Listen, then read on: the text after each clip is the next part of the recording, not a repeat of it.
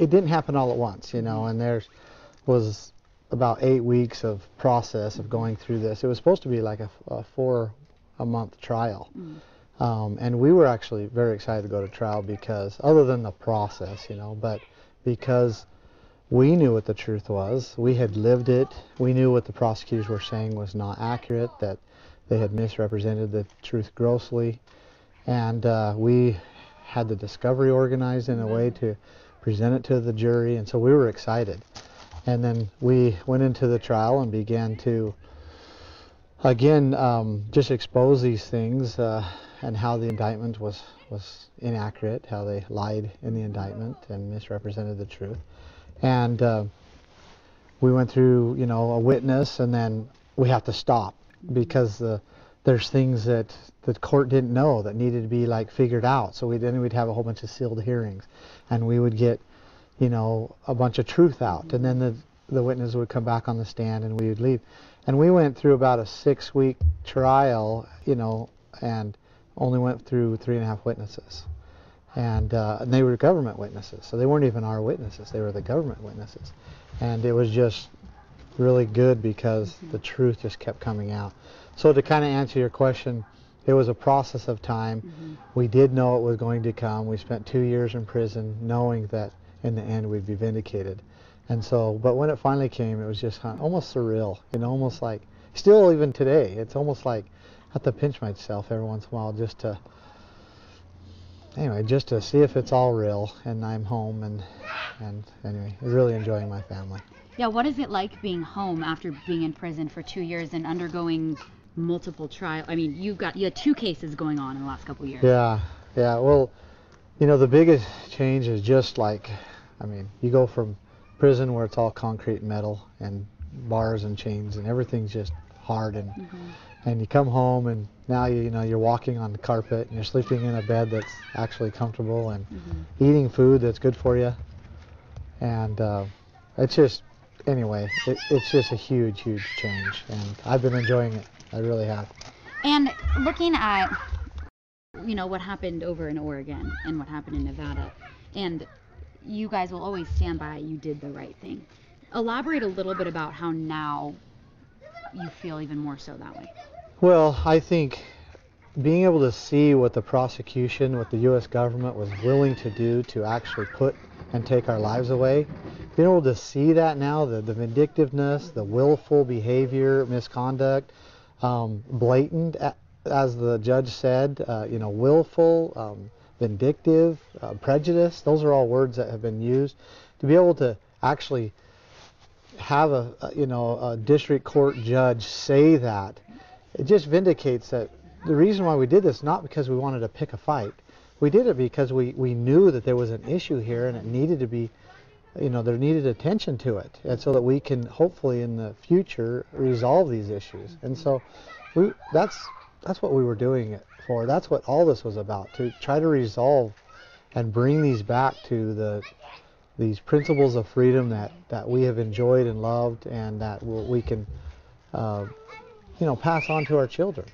In both Nevada and Oregon, it was mainly about grazing. Talk about why this is something you're so passionate about and why you feel that this should be not federally operated. Well, there's a couple things. One is the Constitution of the United States is what gives the federal government authority, and it's what organized the federal government. That's what basically created the federal government, was the Constitution, the document, the charter. And in it, it makes it very clear that the federal government is not supposed to own and control mass amounts of land inside the state. It's very limited. And so part of the answer to that question is if we allow the federal government to blatantly just disregard the very charter that organized them, then what's going to keep them intact on everything else? Then there's no limitation. And so it's very important that when we see that they're overstepping their bounds, no matter what it is, that we put them back in that box. So that's part of it. But also, my family's grazed there for 141 years this year.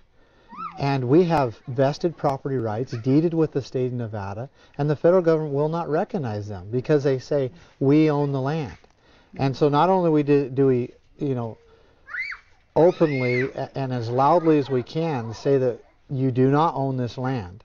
You do not have authority to own and control this land. But we also say, look, we have rights to this land, and you have to recognize and respect those rights. And so, and it was the same in Oregon. The Hammonds were the same way. They have vested property rights.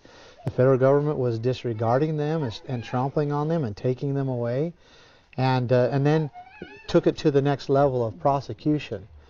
Meaning when they stand up and they vocally and they say, look, these are ours, then they actually, through methods of their own court system, they actually prosecute them and take their liberties away. And which is what they did to us and have tried to do to us, many times. And looking back at Oregon and Nevada and talking about militia, do you guys think you went about it in the proper way to get what you intended to get? Well, there was a couple things, about that. And one is we had to do something to bring attention to what they were doing to the Hammonds and what they're doing to Harney County.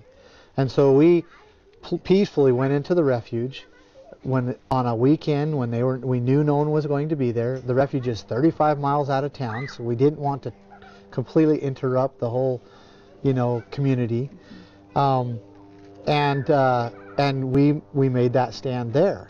And we felt that it was important that we do it there because that was the entity and the group of people that were doing most of these vindictive, actions towards the people of Harney County.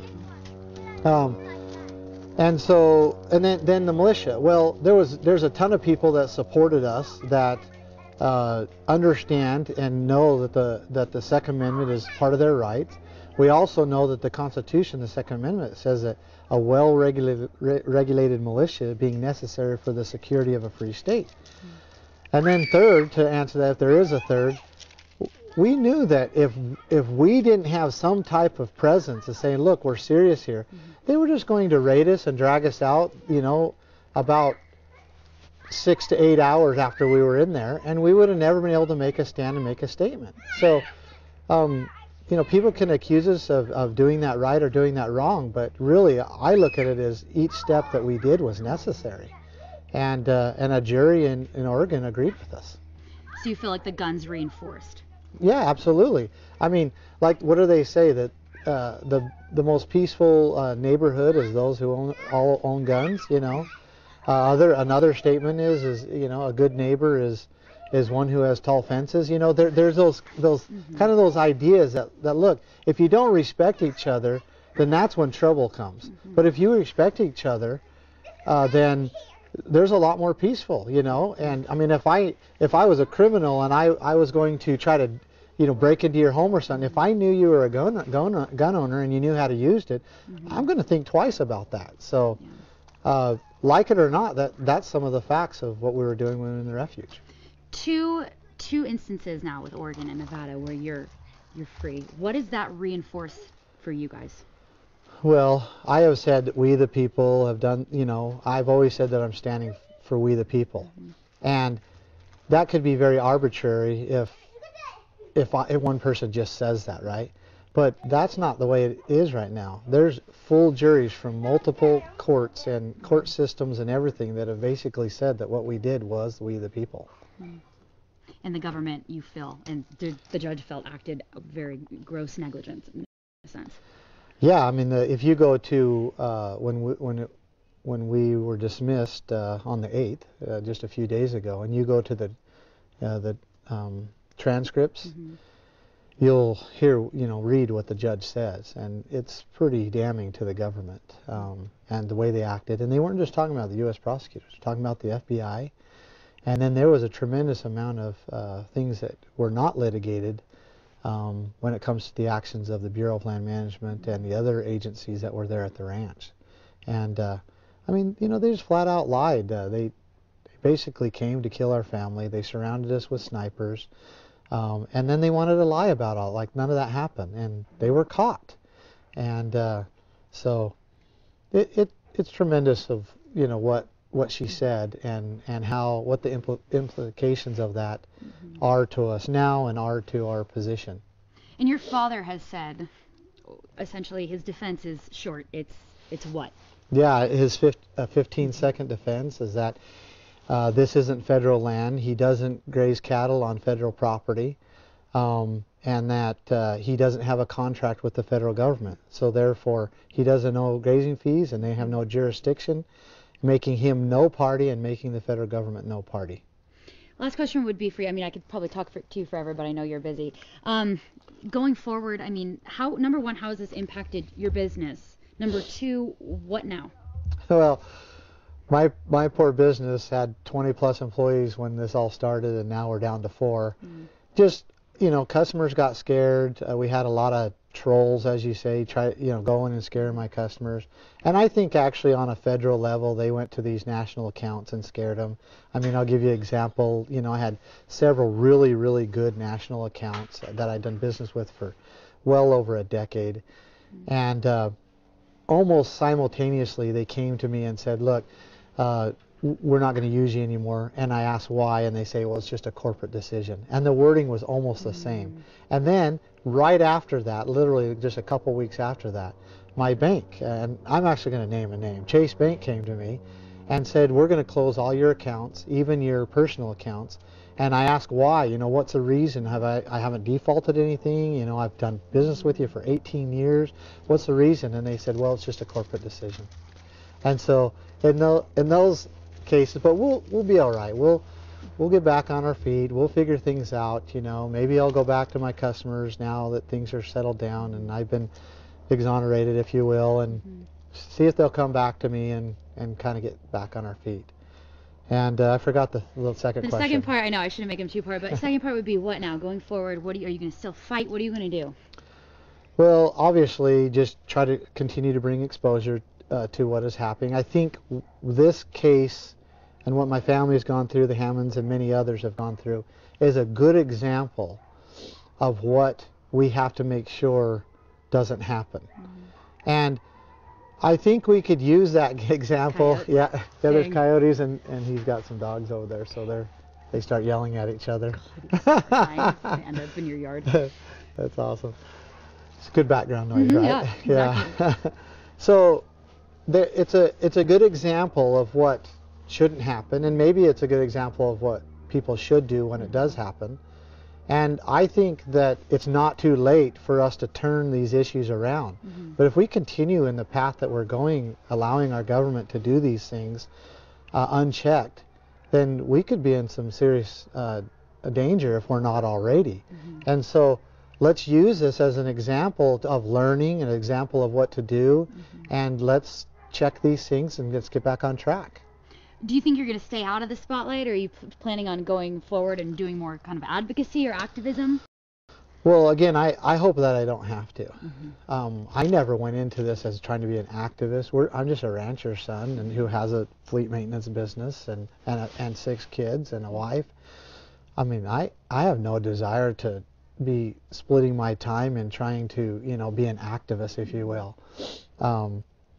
But when you see something wrong, I think it's American and it's right and it's expected and a duty to stand and do whatever it takes to correct that the best way you know how. I mean, and peacefully and right. Try to educate people and do all those things, and I hope that's what we've done here. I know I said that was my last question, but one more. Do you have any regrets from the last few years? No, I really don't. Because most of what has been so difficult and the suffering and being kept away from my children was all done under the pretense of just brute force. And so I don't know how I could have, other than just not standing, I don't know how I could have prevented the tremendous amount of suffering that me and my family, or my family and I, have gone through. I would love to say I regret those things, but I can't do that without just saying I wouldn't have done the whole thing. And I don't regret doing any of that. I wanted to ask you one other, and you don't have to answer if you don't want to, but the death of Mr. Finicum. How well did you know him, and what does that mean to what this statement, what has happened? Yeah, well, maybe I can answer it the best this way. And so someone asked me, does this vindicate Lavoy Finicum? And I say that Lavoy Finicum doesn't need to be vindicated. He stood right. He was killed for it. He was murdered for it. And it was simply because he understood these issues better than most and felt so strong about it. And I believe that they picked him out to do what they did to him. But he doesn't need to be vindicated, and he has done and given more than any of us. And I'm extremely grateful for that. Is there anything else you want to add? I mean, we might reach out to you again in the future if that's okay. Yeah. At this time, is there anything else you'd like to add? The only thing I could maybe say is that all we are is just a ranching family. You know, we're family people. And the federal government, the most powerful government ever known to man, came after us and give everything they could. You know, I've heard upward to over $100 million to prosecute us.